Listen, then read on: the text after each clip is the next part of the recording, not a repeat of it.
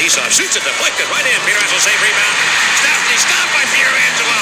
I don't believe that save. Neither does Peter Stastny. He can't believe the save that Pietrangelo just made on him as Frankie Sparkly. Now that maneuver there to stop and rob Peter Stastny. He should get 5 to 10 for that. Hello and welcome to episode 31 of Tendy Talk, presented by the BLPA Podcast Network. This week I chat with Chris Jenkins of the UK Goalie Network. Chris and I had it on our calendars to talk a few weeks ago, but he had hip surgery that pushed our recording back. It was fun to talk to him and learn about the hockey scene in the UK.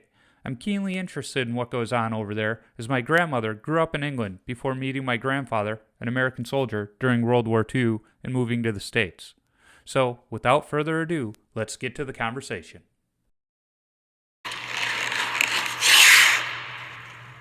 Well, Chris, hey, thanks for joining me. I know it's late your time, afternoon my time. Yeah, that's not too bad. It's just coming up to 6 p.m., so not too bad. I have to laugh. My son was letting me know. He's like, do you have a podcast? Because I'm about to use some bandwidth on playing a video game. It's some fighter playing video game where they're recreating Dunkirk. And he goes, yeah, the person organizing it's from England. And I looked at him, he said, the person I'm talking to for my podcast is from there too. He's like, oh. That's pretty cool. Yeah. So I'm just impressed that a 12, soon to be 13-year-old kid knows what Dunkirk is. Yeah, that's pretty impressive. You could probably tell me more than I know about it, to be honest. Yeah. I can tell you where it is, but that's about it. Yeah, he's a little bit of a history geek, so that's all right. Yeah.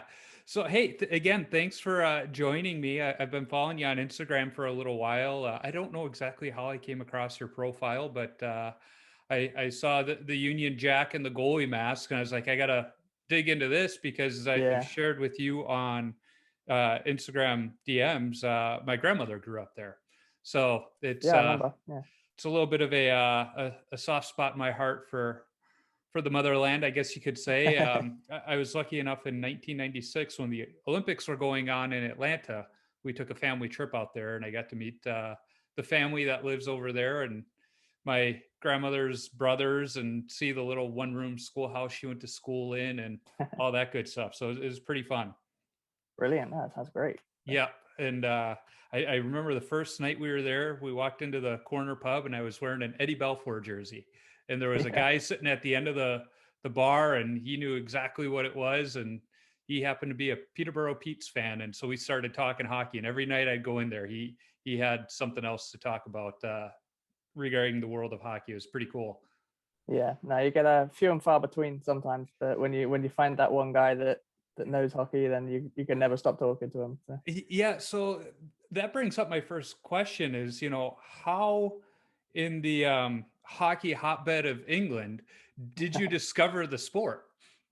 Well, I lived in Colorado for a few years as a kid. So from 93 to 96, I lived in Colorado. And obviously 96 was the Avalanche's first cup. And I had Patrick Waugh living in the same street, as well as Mike Keane next door to him. So having the famous Montreal and Colorado goalie living a couple doors down, and especially in that playoff run that they had as well, was you couldn't get away from it. No, you so couldn't. I was kind of hooked.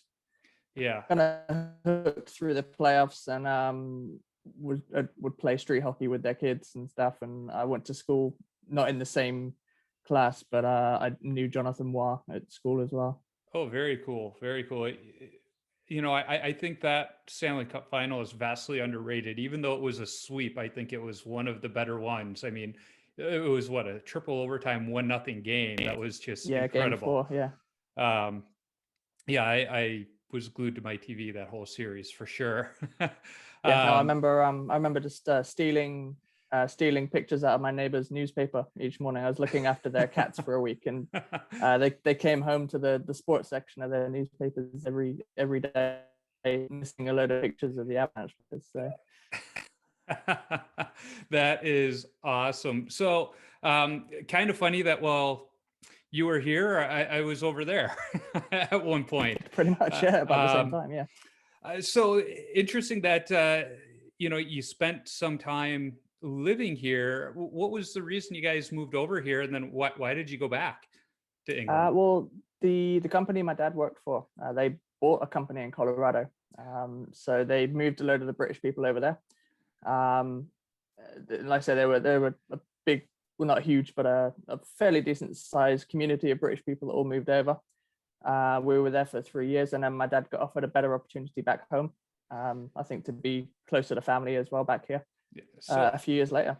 So how old were you then when you guys made the move over stateside? I was 7 when we moved there, and I was just coming up to 11 when we moved back. So two very tough ages to make that trip. It probably helped that there were some fellow Brits coming with you guys. I'm sure that helped some. Yeah, but we all lived in different parts of like Colorado, so I didn't go to school with any of the British kids. I didn't know any of them other than when we'd all have like pretty much house parties, I guess. So like they pretty much throw British house parties a few times a year. Yeah. And that's when we would see all the other British kids. But other than that, I didn't really know anybody. So. My dad tells the story after my grandmother came over to America after the war because she was a war bride. The mailman noticed that her and a lady 2 blocks over were both getting mail from the UK. So he introduced them. And they became lifelong friends to the point where, to me, that was just Aunt Ruby. I think I was 12 when I found out we weren't related by blood. But it was just the mailman noticed it, introduced him, and the rest is history, I guess you could say. That's a great story. Yeah. Yeah. That's funny how other people getting involved a little bit. So. Yeah. So you discover the game of hockey when you're living here. Did you start skating when you were in Colorado then, I'm assuming? Yeah, just on the street. So okay. I, like I said before, played street hockey with my friends, and obviously a couple of the Avalanche players' kids as well. Some of their dads would come out now and again and light us up. But yeah, just playing in street hockey pads, just on rollerblades. And for the first good few years after I came back, when I actually started playing, I was only playing roller hockey because it was easier to find that than to find an ice rink at the time. So as long as you got pavement out in front of the house, you can play street hockey, wheels or not. No, exactly. So you moved back to England. What was it like trying to? Because you've got the bug then. How did you find a hockey community when you got back there? I found a roller hockey community just in the local rec center. They have I think it was every Saturday or Sunday afternoon they'd have a few hours of roller hockey, and it was actually an established team, but they'd practice out of this sports hall. So I kind of got into it from that. Again, it was nobody that I went to school with. It was completely separate, so I didn't have anyone at school that I could necessarily connect with or talk to about it. But so definitely living for the weekends, where I could go out and play at the sports center. But I was quite fortunate that the year that I joined that, they were actually forming an under 12s team. So I was I think I was 10 to 11 at the time. So actually got a chance to get into relatively competitive roller hockey straight away. So when did you first step on the ice then? I tried out probably after about 2 or 3 years of playing roller. So I was probably maybe 12 or 13. And it was different when you've never actually slid before. That was quite fun. I think the first time I tried to drop down, I actually kept going until I hit the sideboards. So that was different. But I found it quite easy to adapt to. But at the time, the place I was trying out was quite political. And although I felt I was as good, if not maybe slightly better than one of the 2 goalies that was there, their dads were the coaches. So there was no chance there. That's not unique to UK hockey. That I think is just youth sports in general across the globe, unfortunately. Yeah. And looking back now, as political may seem at the time, without the volunteers and the parents, there wouldn't be junior sports. So you've got to give them a bit of credit. But at the time, it was a bit disheartening, and it kind of put a bad taste in my mouth about playing on ice. So I went back and I played purely roller hockey until I was about 21, 22. So you say until you're about 21, 22, why at that point did you say, let's give it a try again? Well, I moved away from home, like with my job. So I moved away. I was much closer to an ice rink, and just thought I'd sort of look into it again, just to see what was about, and sort of found I was living about 10 miles away from a place called Milton Keynes, which is where I subsequently live now. But and they had like quite a good adult rec hockey, beer league hockey community, and I got a chance to sort of play like periodically there, and just a few years later got sort of more and more involved in it as more teams kind of noticed that I was all right as a goalie, so I started getting a bit more ice time. So well, I gotta imagine over there too, it's just the fact that there was a goalie, they were probably like, we don't care the skill, we don't want to shoot at a board. You say that though, but our community in Milton Keynes, we're overrun with goalies. Like if you're Really? if you're a goalie coming into Milton Keynes now, you've got no chance of getting ice time. There's each team has got 3 or 4 goalies already. Oh, so, wow. For the beer league, that's amazing. Yeah. Yeah, because over here, every team's lucky to have a goalie. Most goalies I know, if they want to, they could skate for 2 or 3 different beer league teams on different nights, just because. But there's a lot more hockey over here too, so that's the dream. That helps. The rink I skate out of has 8 sheets of ice, so there's a little bit of hockey being played. Back today, I live in Minnesota, and the Minnesota Boys State High School Hockey Tournament is huge. Yeah. In a normal year, they sell at the XL Energy Center for the games where the Wild play, but due to COVID, that there aren't fans other than mom and dad, the stands for these kids. So one of the local stores where I live in White Bear Lake, they are having an outdoor beer garden with a giant video board so that people can come and essentially tailgate, even though we're nowhere near the XL Energy Center, but it's just like, all right, we're still going to get together. We're still going to, enjoy the games together. Oh, that's great. A little bit of a different way. It's fun. In fact, in conjunction with the high school hockey tournament, they put on what's called the Let's Play Hockey Expo, or just as it sounds, it's a giant hockey expo. And I think it was 2 years ago, there's a fellow from the UK that does hockey tutorials. His logo is like this goofy little rooster or something, but he was walking around getting video, and I know who he was, but I wasn't going to interrupt him. He just seemed to be in his element, running around, seeing all this stuff. He was definitely in awe, that's for sure. Right. Yeah. No, I know of the guy. The stories I can tell you for another time, but we'll keep it positive for this. Yeah, absolutely. So you start playing beer league hockey. I've played somewhat competitive. I made it up into college. I say I was a Division III JV backup. So I made it that far, but it's not like I was good at that level. But still, I played competitive. And now I play beer league, and I'll say, I miss the certain aspects of the competitive side of it, but beer league hockey, I think, is just amazing. No, I'm in that kind of in between bit at the moment where in terms of a registered player, I just play beer league, but I've spent time like practicing with pro teams and sort of semi-pro teams over here, and I'm to a certain level can hold my own. I spent a whole year with a pro team.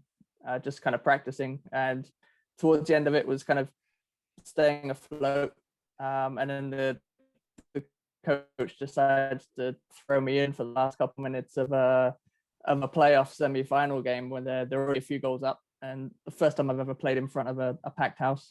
And because of that, there were people stood behind the glass, so a guy chucks a puck in from the red line, which I lose track of, and my one shot is a goal from the red line. So I've got a 0% save percentage in that league. So that's the highlight of my pro hockey career, really. Yeah, it's funny you mentioned that. I think a lot of non-goaltenders don't understand, what fans in the stands, how that can change the game for us.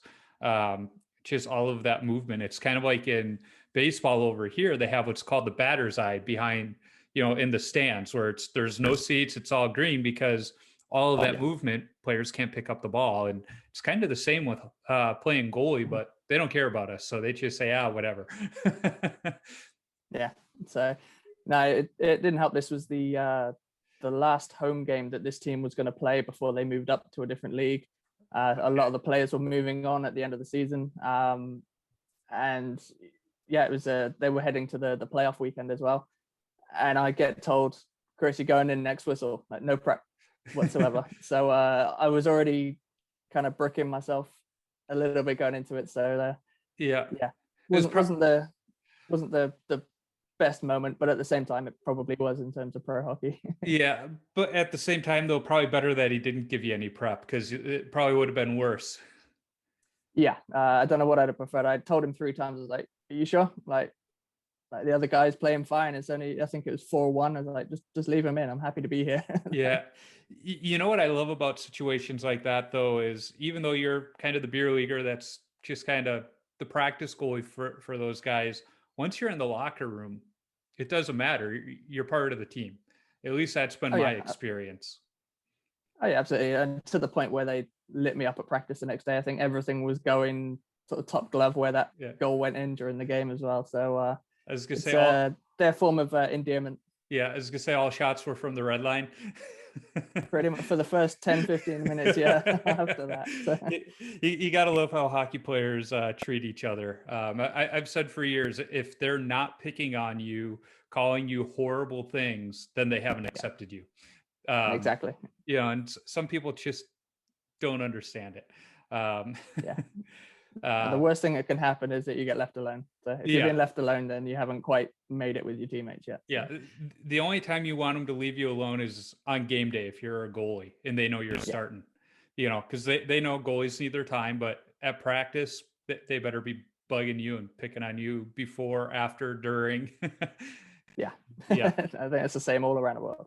Yeah, absolutely. You know, so I think a lot of my listeners are probably familiar with the way hockey is here in North America. You know, we have rinks pretty, I don't want to say all over the place, because there are some rural areas where people have to travel, but it's pretty accessible.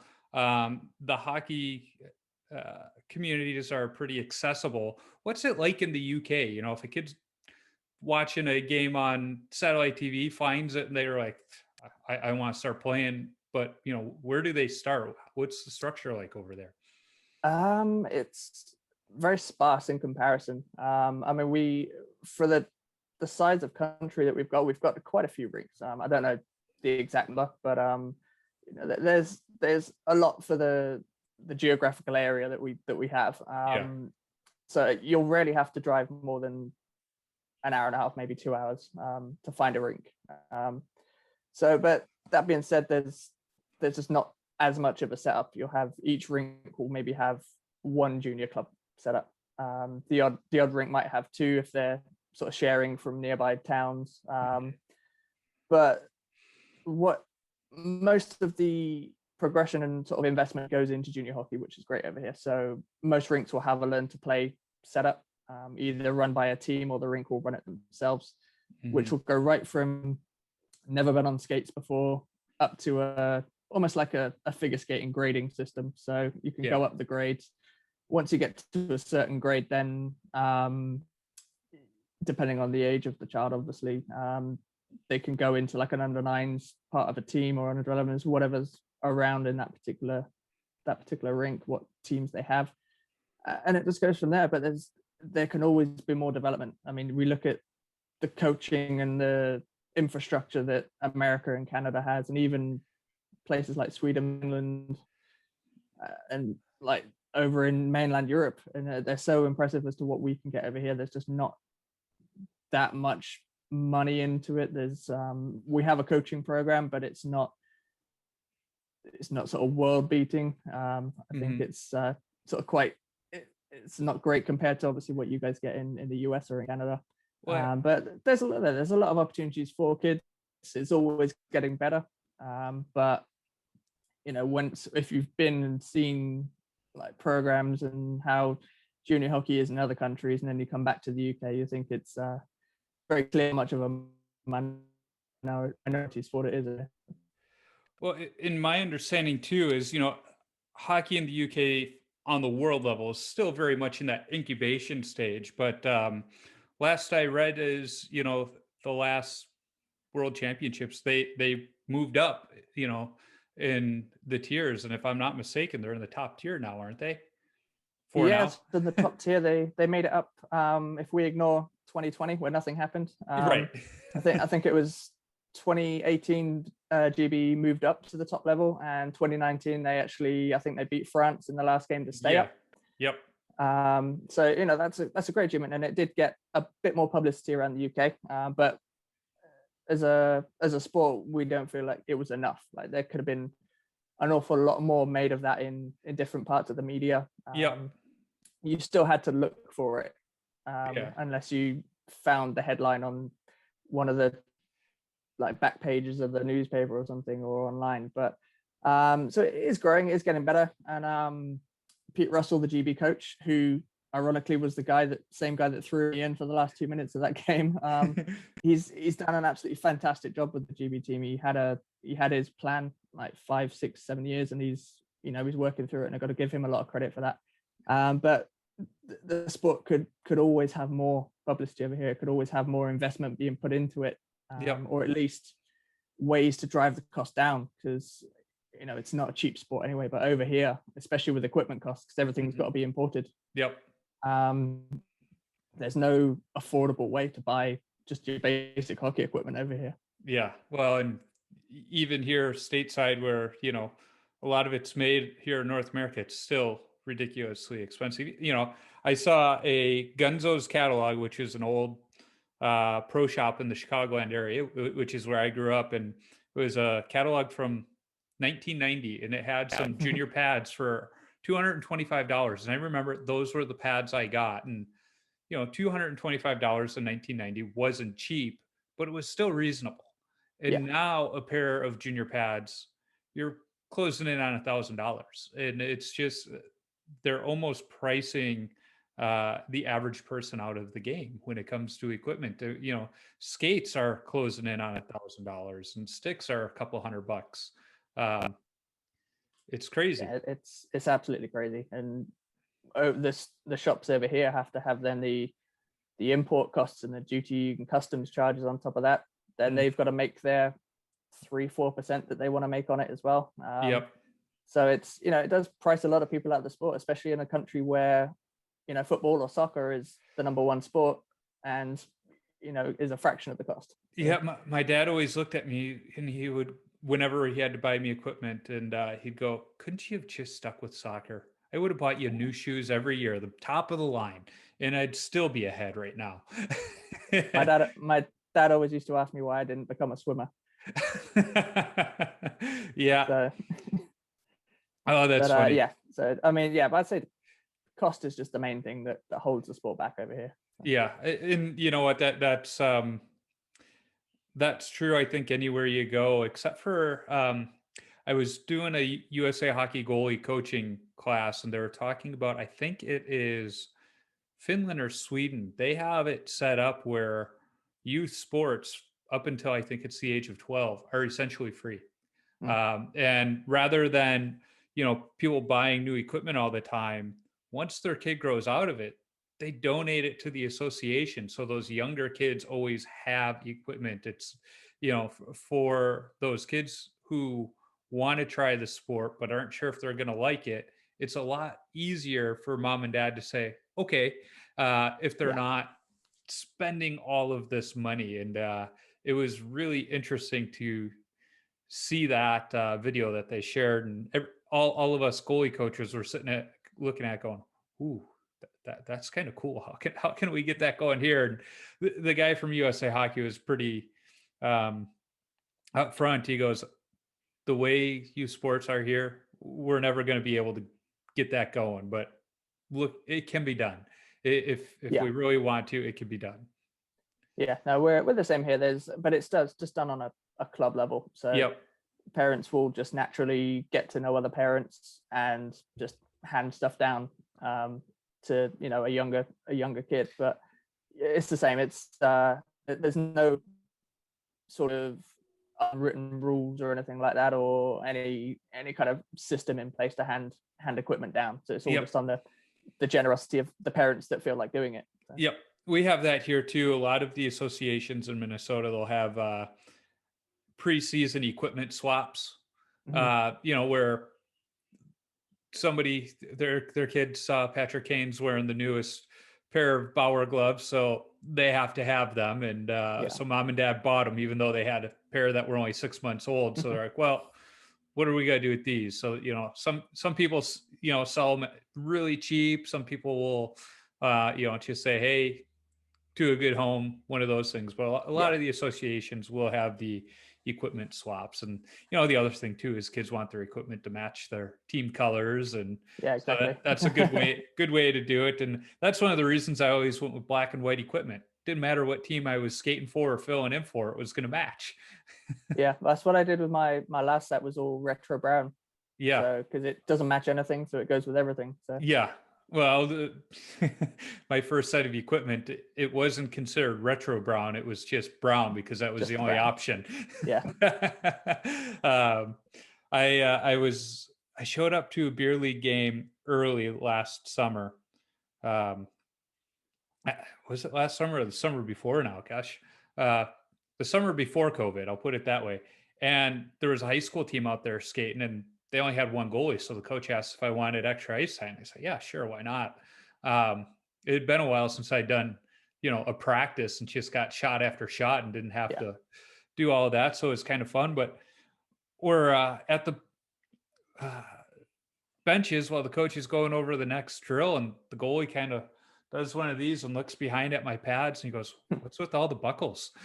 Yeah. Because I don't know if you've seen on Instagram, but I'm still wearing a pair of Vons I bought in 1999. And Oh, nice.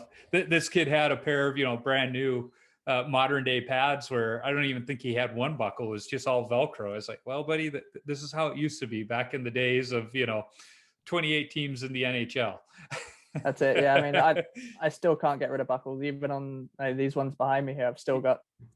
They're getting less. Like each time I order some, there's a couple less buckles, but Yeah, I can't get rid of them altogether just yet. yeah, I'm going back and forth. I've been putting a little bit away each paycheck so that come October I can order a new set of pads. And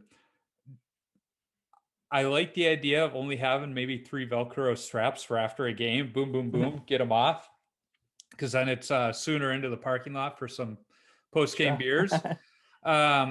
But I'm also like, I don't know. I feel like I need that security blanket of a couple buckles.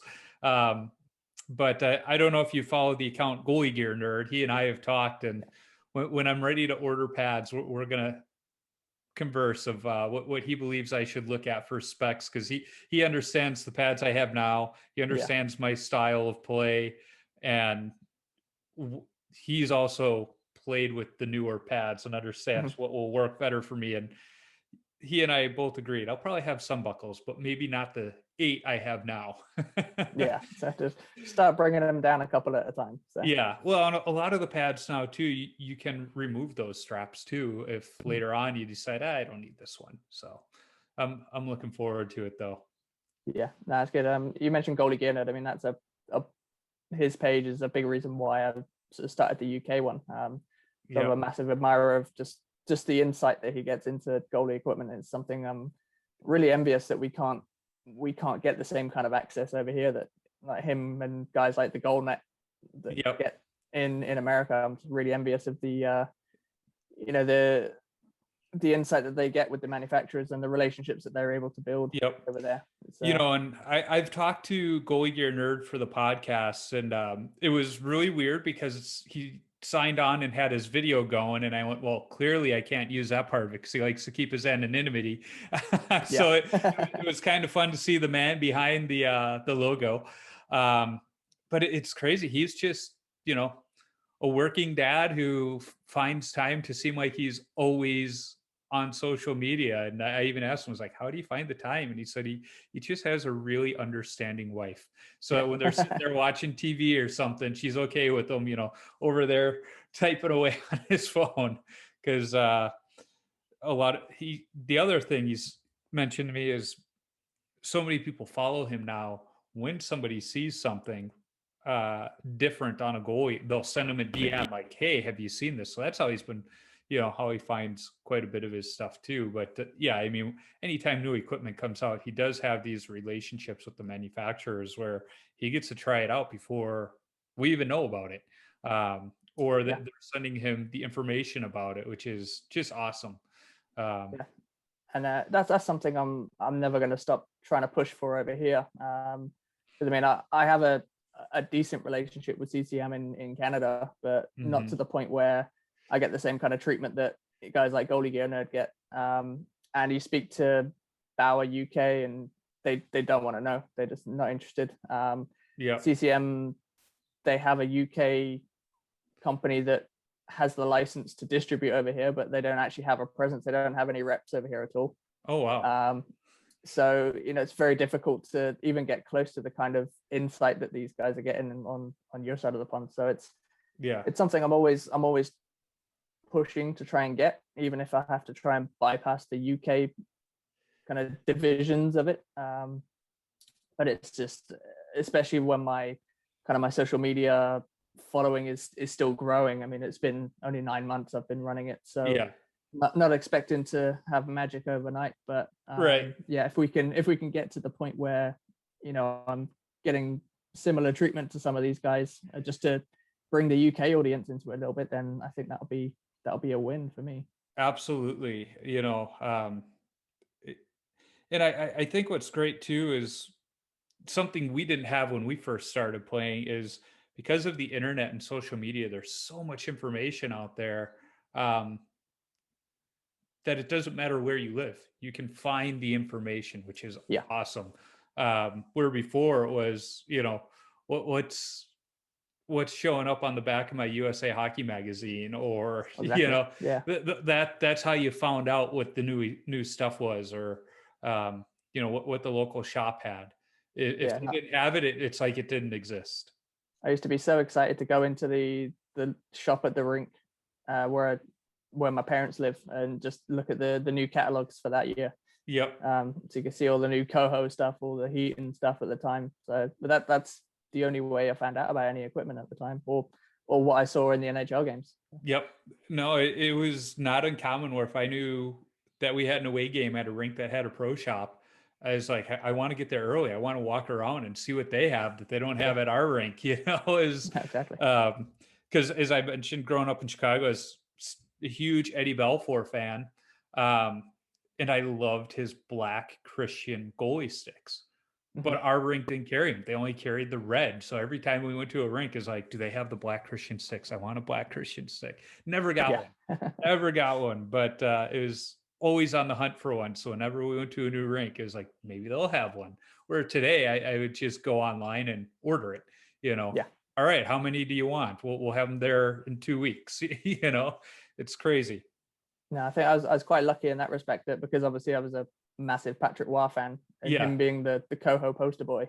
Yeah. And anything he wore that you could get something that looked the same as it. So I was, in terms of sticks and stuff, I was always quite happy that I'd got the one that looked like Patrick Roy's goal stick. So. Yep. Yeah. I when I was in college, I think we still had a few Coho Waz sitting in the stick closet that were being used. So today it would be a lot easier to keep in touch with the old neighbors, but have you been able to keep in touch with any of your old neighbors from Colorado and keep those friendships going? Not for a few years. I went back in 2014 and met sort of my old neighbors and a couple of family friends when we were out there. Just went out for dinner, and that was really nice. But in terms of school friends, because there's such a long period of time before social media became a thing, we just all kind of lost touch a little bit there. But no, there's still some family friends that I stay in touch with, like now and again, and hoping in the next couple of years to get back out there again at some point as well. Absolutely. Whereas I'm the other way, I'm still hoping to get back to England with now my kids, to show them, that this is where your great grandmother grew up, that this is where your great grandfather fought in the war and all that good stuff. We'll see if that happens. That'd be awesome. Yeah, it was funny when we were there. We spent we were there 10 days, and we only spent a day and a half in London. And while we were there, the underground was on strike. So wherever we were, we got a good long look at it. Yeah, no, it's good, but you can do London in a day. Oh Like, yeah, for all the major things that you'd want to see in London, you can do that in a day. yeah. Well, and the idea of the trip too was to meet the family, visit with them, see where my grandmother grew up. So it was really fun. She's from the Kingsland area, which, Mhm. as you know, is on the East Coast, and Yeah. so we spent a few days at the beach, swimming, and all that good stuff. We went to a couple of the palaces. Is it Kensington or Sandringham that's out that way? You're testing me now. My British history is awful, so I could probably tell you more about America than I Yeah, can the UK. I know it's one of the two because we visited both, but the one that's out there, I remember we start touring, and in one of the rooms, I hit my dad's arm. I was like, look, they had a Cooper hockey puck sitting on the table. That's awesome. Yeah, but Yeah, no, in terms of UK landmarks, I'm useless. I could to tell you more about US landmarks than I could the UK. nothing wrong with that. You spent your formative history learning years in the U.S. That's why. Seemed to be more interesting to me. Yeah, there wasn't as much to learn, so it was a little easier. Yeah. That was it. Yeah. So outside of the game of hockey, what keeps you busy? Hockey takes up most of the time, to be fair. I mean, obviously I have my day job, so that keeps Yep. me busy 9 to 5. But in a normal year, like when there's hockey going on, I'm at the rink 5-6 nights a week. I sort of have my main team that I practice with. I'll quite often fill in with one or two teams in practice as well. But then I coach the junior goalies. I coach an adult like development team. So like a beer league team of people that got into the sport quite late and are sort of Yep. learning their skills at a bit of a later age. So I coach and manage that team. And I coach the women's sort of elite league team as well. So that pretty much fills up my week a lot of the time. So Nothing wrong with that. anytime I can get just to chill at home and watch TV, I'm all for it. So I'm Yep. quite lazy when I don't have hockey going on. So. Well, and probably like a lot of the goalies I talk to, your idea of chilling out and relaxing is watching hockey or Oh yeah, 100%. something hockey related. So it truly is a lifestyle that some people don't understand. Yeah, and I naturally study it a lot as well. So I'm always sort of studying what the top level of goalies are doing, not only for myself, but if there's things that I can sort of adapt and sort of show to the younger goalies, if it's something that can like progress their game and things like that. So I think as a player and a coach, you can never stop learning. So No, I'm absolutely. a bit of a nerd in that way. Yeah, well, the game has evolved so much. If you're not following along, it's going to pass you by. Yeah. When I first started playing, like I said, I wore brown goalie equipment because that was the only option. But we were being taught, legs together, don't go down, Yeah. that kind of way. And then this fella named Dominic Hasek comes on the scene, paddle down, rolling around, and that suited my style better. And so I emulated some of that stuff, and goalie coaches and regular coaches just hated me. They're like, you can't be doing that. It's like, but I'm stopping the puck. And it wasn't until I got to college where my goalie coach there, it wasn't that he was going to change the way I played. It was, he wanted to work with the way I played. And it's like, that's what I needed. Somebody to say, okay, keep doing that. But rather than do paddle, it's a lot like I see goalies with the RVH right now. They can do it, but know when to do it. And that's where I struggled, is knowing when to do certain things. And that's where Donnie really helped me. It's just about making your game efficient. Yep, exactly. Save selection. That's the term we hear today. It's using the right save selection at the right time. And that's a big thing that I've worked quite a lot with you and King over the past couple of years as well. And that's a big thing for Ewan and how he coaches, is just to build that toolbox of techniques and saves, and building the scenarios of the best ones to use at which time. So it's kind of embracing how the goalie is and just adding as many tools to that toolbox as possible. Absolutely. It's and also sometimes knowing that for certain situations there's more than one option, and it's good to know that, because a perfect example I'll never forget, in college. We were playing University of St. Thomas. Two guys coming down on a breakaway. They pass it over, and I make a split save. Well, later in the game, same two guys are coming down, and I'm going, okay, they saw me do the split save.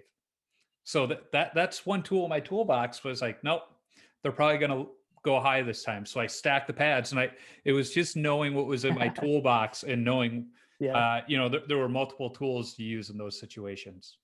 Having a 2-pad stack in the toolbox is never a bad thing ever. So. Yeah. 2-pad stack in the beer league is always fun to pull out too. Yeah. Guys, they get upset that they didn't put the puck in the net, but they don't get upset that you stopped them with the 2-pad stack. Yeah. You can't be mad, can you? No. And it's funny because I think back to when I went to goalie clinics, we were taught how to 2-pad stack and how to properly recover. I don't know if you listen to the In Goal Media podcast at all, but Kevin Woodley picked up the game later on in life, and he's like, I don't even know how to do a 2-pad stack. I've never been taught how to do one. I'm going, oh, I could teach you, Kevin. I had to do it over and over and over repetitively for hours at times.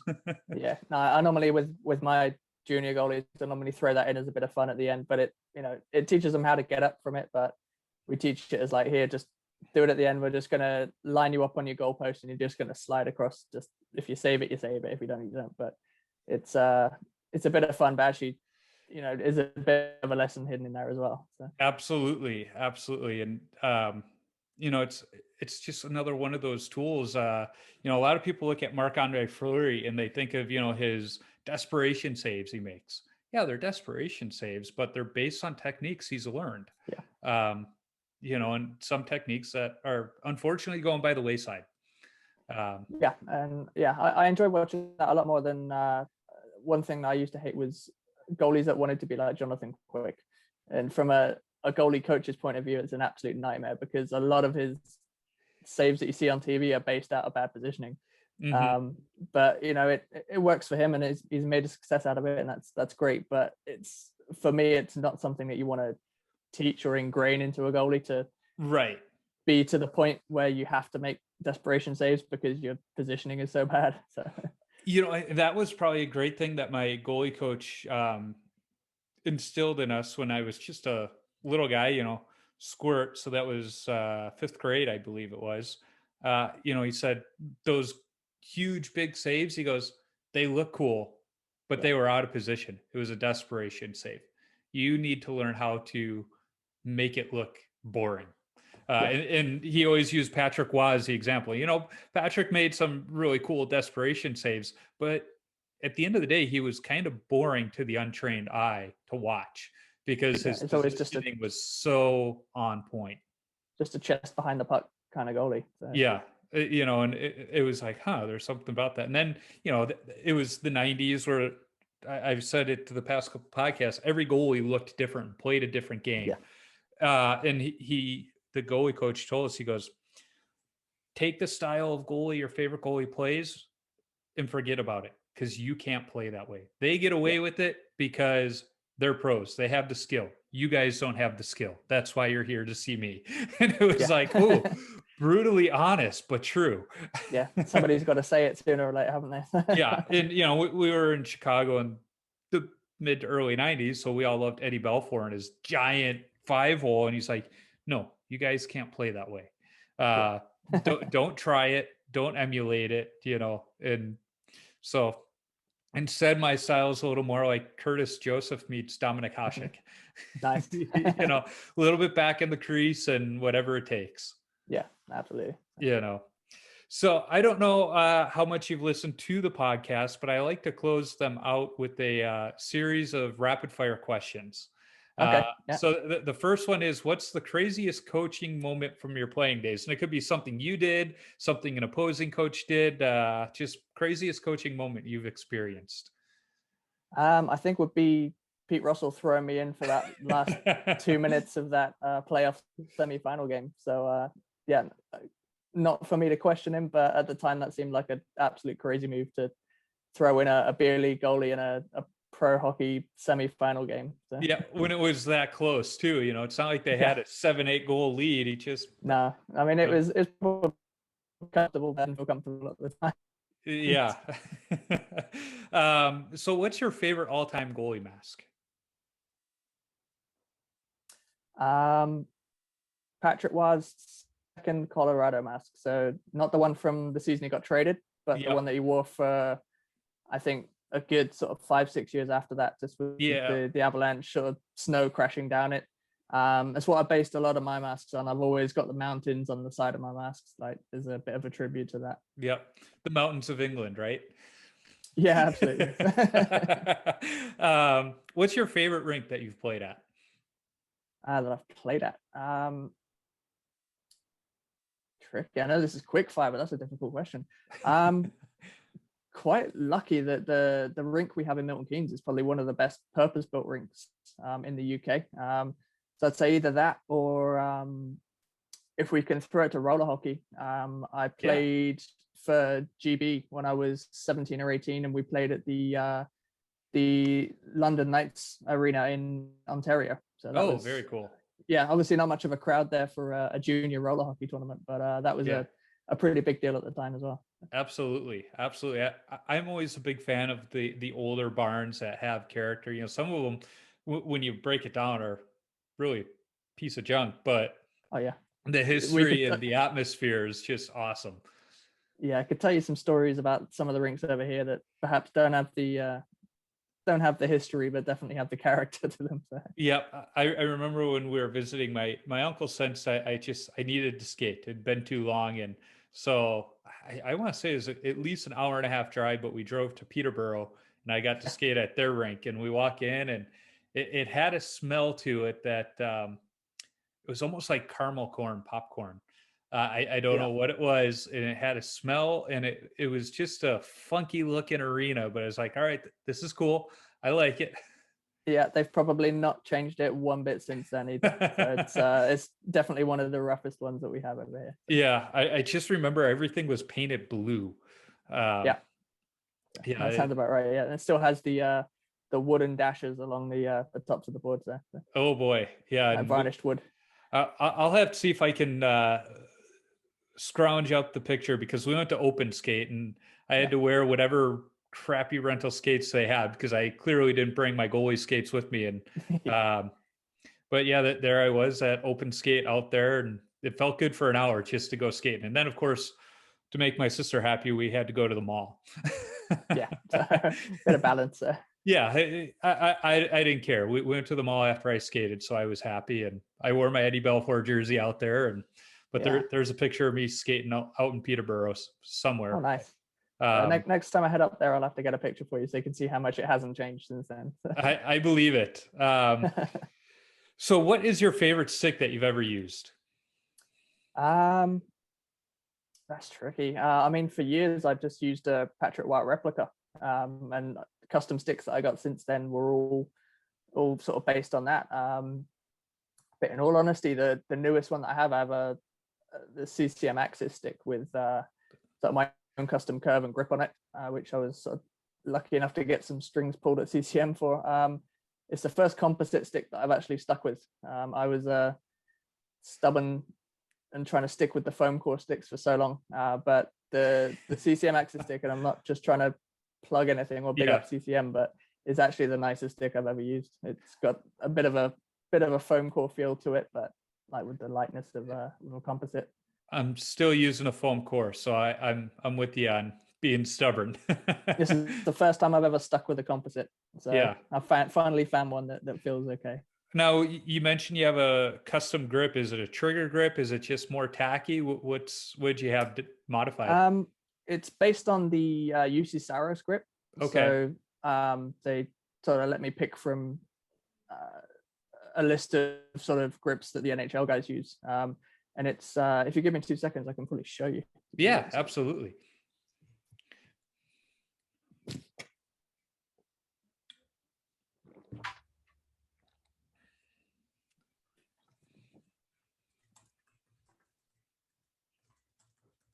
Okay, so yeah, it's actually based on Ryan Miller's like foam core pro returns, which obviously very difficult to get a hold of. But it's basically just a super steep shoulder. I see that. Yeah.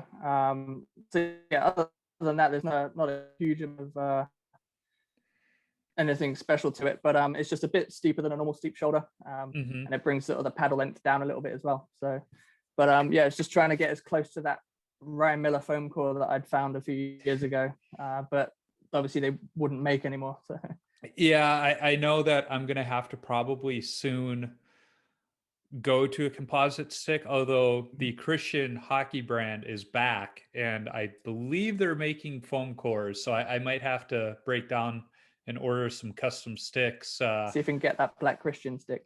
Yeah. Oh, yeah. They offer custom coloring, so it would be black with the white lettering that I always wanted. It just would. Gotta tick that off your list. Yeah, exactly. See if they've still got the old Belfour pattern curve laying around that they could throw on there, because that thing was like a hook. It was a mid curve, I believe, and you could sling some pucks if you tried. Yeah. Now, if you can get it, I definitely, if I could still get a Patrick Waugh like Coho foam core stick, I'd be all over it. Yep. Yeah, absolutely. So what is your favorite youth hockey memory, or hockey memory for that fact? Youth hockey, probably be playing for like roller hockey for GB. So I was in I think it was under 18s or under 19s. And that was an experience of a lifetime. I mean, especially having only really played in the UK, to get to travel and play in these big arenas, get to play against the USA and Canada, was fantastic. As an adult, for me, it's got to be as scary as an experience it was going back to that, being thrown in for that last 2 minutes of that game in like a pro league. It didn't go perfectly by any means, but just to kind of spend a year with those guys and then finish the season actually on the ice with them was something pretty special. Yeah, absolutely. And I can only imagine how fun it was too. Oh yeah.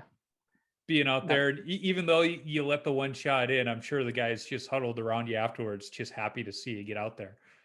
Yeah, some guy had the goal to give me the puck after the game as well, thinking that I wanted to see it again. So I kept it, but I didn't want to look at it for a good hour or so after the game. Oh, that's funny. Again, going back to the way hockey players treat each other, it's like, the one shot, let's give you that puck. Yeah, so this is that thing you should have saved like 10 minutes ago. Yeah, this is what it looks like. And so next time you're out here, get in front of it, right? Yeah, try and see it. Yeah. Yeah. So what's the best chirp you've heard on the ice? Or in the locker room? That's a tough one. Like UK guys, like, not to give anyone any hassle, but the chirping isn't on the same level over here. It's not great. Just your typical ones about like the ref like losing his phone because he's missed so many calls. Your typical ones there. We tend to recycle ones we've heard elsewhere. So yeah, it's not a great answer to your question, but no. So for the life of me, can't think of a great one that I've heard first off. As an Avalanche fan, you'll remember the name Sean Podine.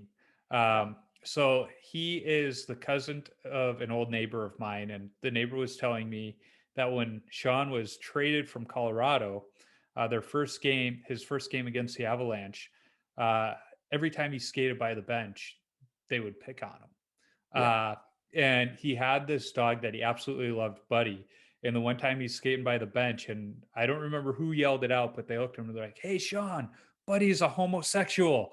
and as the story goes, he just kind of stopped and looked at him like, of all the things, just like, that's what you're, and it was just like, yep, that was what was going to throw him off of his game. Because it's like, where does that come from?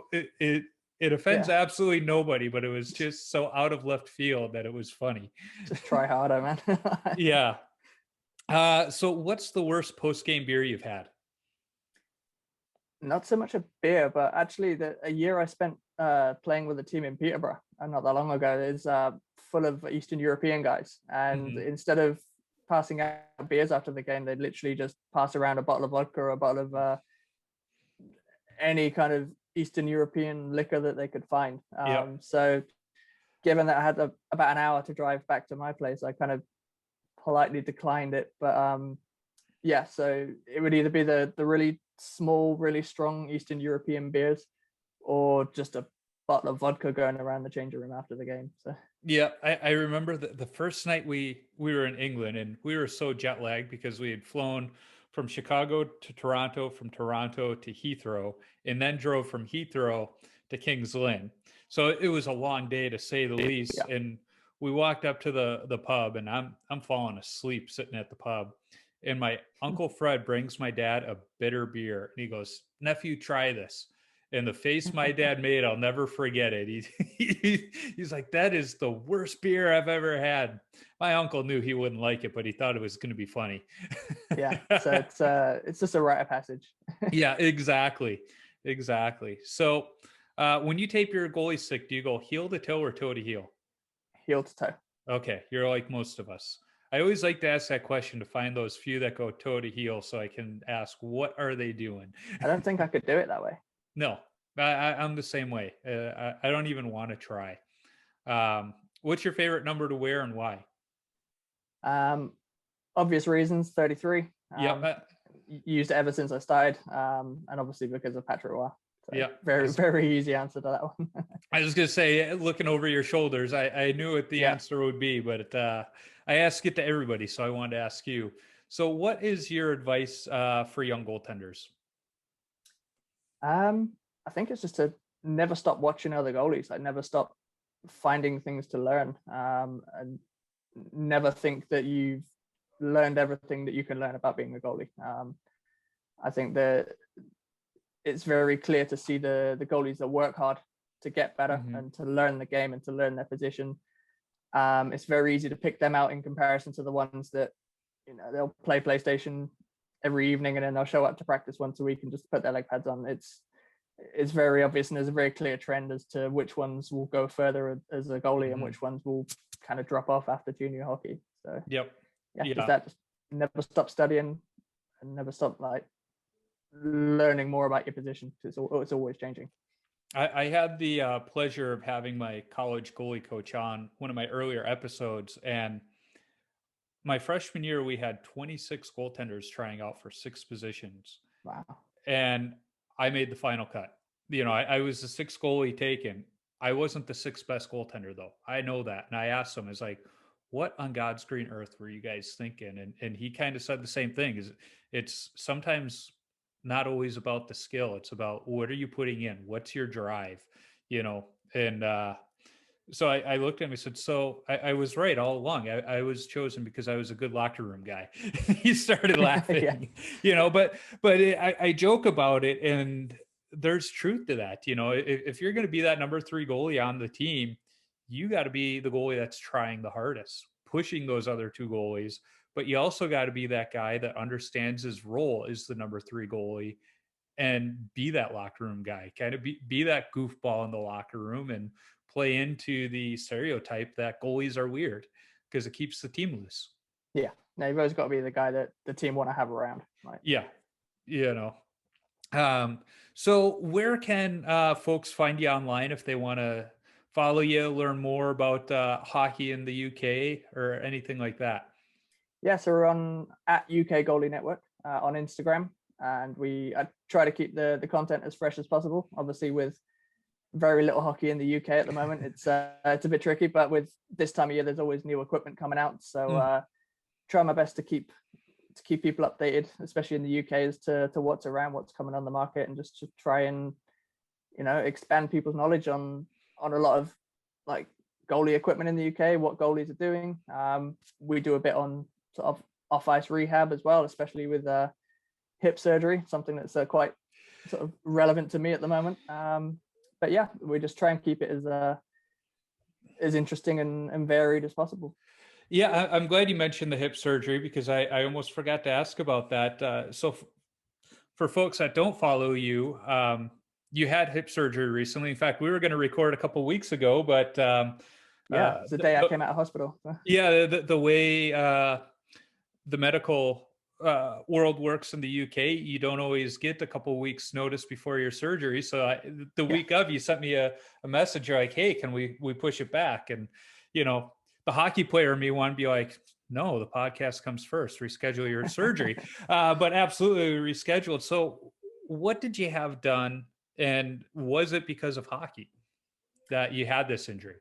Well, to answer your second question first, yeah, through 25 years ago, I had a labrum repair on my right hip. So apparently, kids that play sport from a young age, they're more susceptible to have almost like a little kind of bone growth at the top of the femur, where in the sport that we do, where your legs sort of flare out quite a lot, that can quite often hit the top of the labrum, which protects the hip joint and cause tears. So just through wear and tear, I had that. And then I actually put a big tear in the labrum a couple of years ago, just when I was stretching pre-game, just went a bit too far into the splits too quickly. And it just, that little bony bump on the femur just knocked the top of the labrum and put a big tear in it. So I spent a good sort of year and a half, like just doing physio and rehab, sort of trying to take care of it. And it was okay for a certain amount of time, but with the stop-start of hockey last year, with the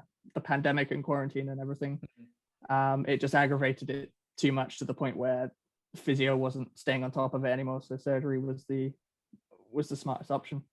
And I know in following you that you've been in contact with Maria Mountain, and she's had some great programs and stuff for goalies that have essentially had this surgery. So yeah, no, she's been really good, and she was kind enough to do a Q&A for our Instagram page a while back as well. So yeah, no, the information that she's put on there has been really, really useful to help with my rehab. Yeah, she's phenomenal. Definitely one of those. I think I say this about darn near everybody I have on the podcast, but one of those people, if we're ever in the same city, I want to get together, have a beer, and just continue talking goaltending. Oh yeah, we've already said once it's safe to do so, she comes back over, that dinner's on me effectively. So we've made that deal. So yeah, absolutely. So you told us where to follow you. I feel a little guilty that I didn't get an order in, but people should follow you, get some of the great UK Goalie Network merch. This sweatshirt looks great. And the only reason I didn't put an order in is because I am, like you said, I'm saving up for that new set of equipment for the first time in since the 90s. And so that's where all my discretionary money is going right now. But I totally get it. Yeah, come October after I put that order in and pay for it, my wardrobe's going to expand exponentially. My wife's going to be wondering what's going on. Anytime, we'll hook you up anytime. Yeah. So Chris, I appreciate you taking time out of your weekend, Easter weekend nonetheless. So thank you for doing that. No, thank you very much for having me. It's been a pleasure.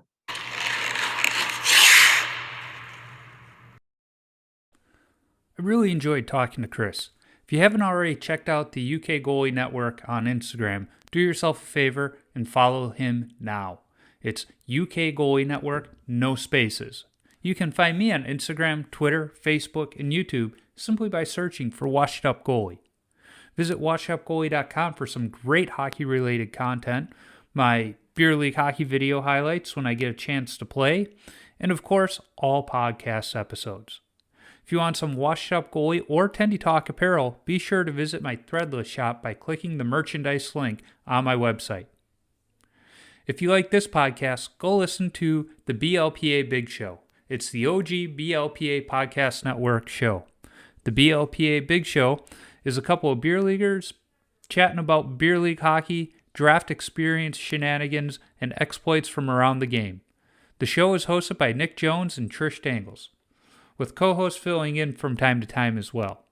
Nick just returned home from Calgary about 2-3 weeks ago after hosting a number of weekend draft experience tournaments here in the States. So, upcoming episodes are bound to have some stories related to those tournaments.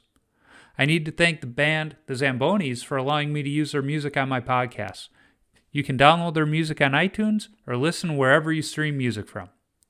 I'm working on lining up other goalies to talk to for future episodes as well. If you are a goalie or have connections to a goalie who I should talk to, shoot me an email at washedupgoalie39@gmail.com or send me a DM on social media. Let's not forget, if you're a brand who wants to sponsor the show, be sure to reach out to me. I'd be happy to talk. And finally, if you like what you hear, be sure to subscribe, rate, and comment on the podcast platform you're listening on. It's quick action on your part that helps others find Tendy Talk. Until next time, Keep your stick on the ice and your body square to the puck. You got picked last for every game. Nobody